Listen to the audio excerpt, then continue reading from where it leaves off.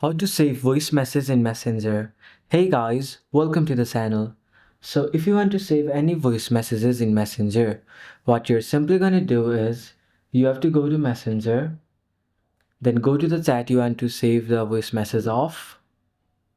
Now, before we do anything, we just have to keep one thing in mind that we cannot save a voice record we cannot save a voice message on Messenger as there is no option for it given by Messenger. So, what we can do is we can screen record it, and then while screen recording it, we can play the voice message and save it.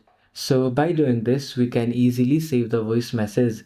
So, this is how you can save a voice message as there is no specific option for saving a voice message in Messenger.